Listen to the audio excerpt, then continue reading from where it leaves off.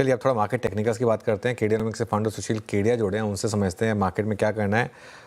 सुशील, good morning. Strategy वही रहेगी क्या, अब नए हाइस के लिए अप्रोच करें इस मार्केट को अपने स्टॉप लॉसेस के साथ, या कुछ और व्यू रहेगा? निफ्टी की बात करते हैं पहले।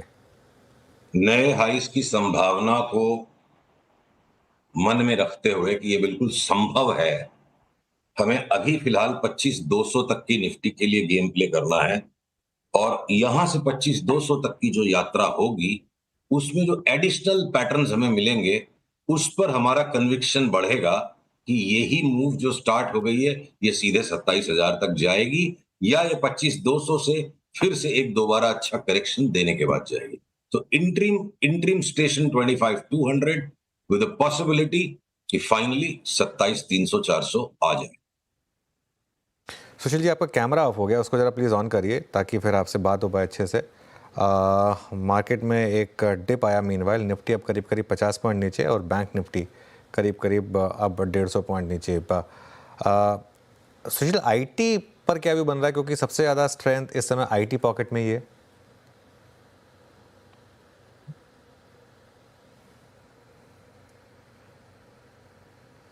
ऑडियो नहीं आ रहा स्टूडियो से। आईटी पर क्या व्यू रहेगा अब सुशील? आईटी पे कोई भी व्यू चेंज नहीं। देखिए, लार्ज आईटी में जो टीसीएस का बड़ा करेक्शन हो गया, वो वो हमारे लिए अभी बाई है। बाकी इंफोसिस, विप्रो, एचसीएल, टेक महिंद्रा, इन चारों से हम बिल्कुल सख्त परहेज रखेंगे। सिग्नल मिला तो इनको बढ़ते निफ्टी के सामने शॉर्ट करने में भी हेजिटेट नहीं करेंगे। अभी वो सिग्नल नहीं है, लेकिन ये जो एलटीआईएम, एलटीटीएस, ये छोटे वाले जो एम्फेसिस, इन आईटी स्टॉक्स पे हम बड़ी तेजी लेके बैठे हैं और इंतजार में है कि कोफोर्ज में वापस सेल सिग्नल मिल जाए तो निफ्टी की तरफ देखे बिना हम कोफोर्ज को इंडिपेंडेंटली बेच सकते हैं। तो आईटी के अंदर स्टॉक्स बटे हुए हैं, पूरा सेक्टर एक साथ नहीं चल रहा है। ओके, चलिए अब एक ओपन ब्लैंक चेक क्वेश्चन आपके लिए। आपके इस समय के फेवरेट स्टॉक्स क्या हैं? कहाँ पर इस समय आप आइडियाज देख रहे हैं अच्छे? देखिए, जो यूजुअली थोड़े छोटे स्टॉक्स होते हैं, वो गिरते और बढ़ते दोनों ज्यादा रफ्तार से हैं। तो पीएसयूज, और पीएसयूज में भी खास करके डिफेंस के स्टॉक्स, जैसे कि आपका कोचिन शिपयार्ड, आज इसमें दोबारा बड़ा बाई रीइंफोसिस हो गया।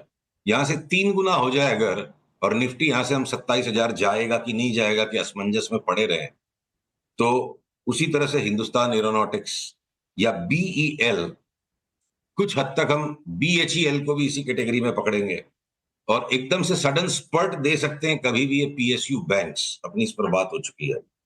फिर अगर हम आ जाते हैं थोड़े से टेलीकॉम सेक्टर की तरफ, तो भारती न्यू हाई पे चला जाए, और वोडाफोन अपनी बात हो चुकी है अनुज, कि 7 रुपए में लेके 20-21 में बेचने का मन है, और अब वो रंगढंग बनना शुरू सा हो गया है। आकस्मिक पॉजिटिव पॉलिसीज का आना, चार्ट है वैसी कि वोडाफोन में कोई फंडामेंटल को देख करके हाई कन्विक्शन 10% पोर्टफोलियो का लेके कोई कमा पाएगा वैसा स्टॉक नहीं है। छोटी पोजीशन लेके पंट कर सकते हो आप। इवन इंडस टावर्स के अंदर में भी बड़ी चाल शुरू हो गई।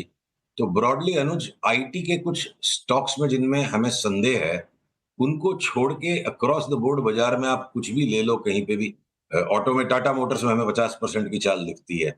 इवन आईटीसी 30% बढ़ जाएगा। हिंदुस्तान लीवर वापस 3,000 3,100 चला जाए। जो एशियन पेंट्स में कोलाहल मचा हुआ है, उसकी छोटी बहन जो बर्जर पेंट्स की जो चार्ट है, वो लगती है अब यहाँ से 30-35% बढ़ जाएगी। तो बहुत ज्यादा स्टॉक्स है अनुज, जहां पर अच्छा खासा पैसा बनना चाहिए। जो डीप करेक्शन को होना था, वो लगता है हमारे पीछे जा चुका है।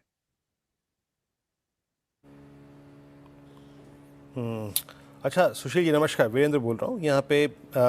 एक बार राय, मतलब टाटा मोटर्स का जिक्र किया और कुछ स्टॉक्स लाइक मारुति, ये भी क्रैक हुआ 11,000 की रेंज में। बजाज ऑटो को देखिए, जिनमें सबसे ज़्यादा पेन रहा है अक्टूबर नवंबर में। इन पर आपका व्यू क्या है?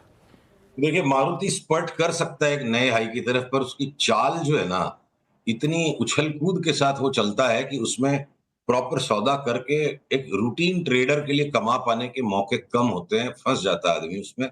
इसलिए हम उसमें थोड़ा परहेज रखेंगे।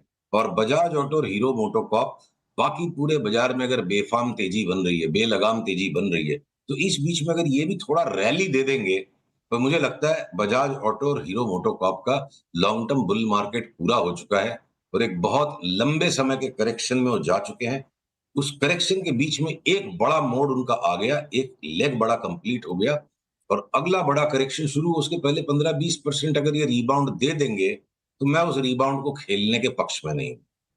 तो लार्जर चाल जहाँ बड़ी मुझे मिले तो मैं टाटा मोटर्स पे ही फोकस करूँ। ओके, टाटा मोटर्स पे फोकस करेंगे। एक दो बास्केट और जिन पर चले सुशील जी से बात करते हैं। सुशील जी, अब ये जो वीकेंड पे वर्डिक्ट आया था महाराष्ट्र का, उसके बाद हम सब बात कर रहे थे दो स्पेस को लेकर, पीएसयूज और पीएसयूज में भी डिफेंस, रेलवेज।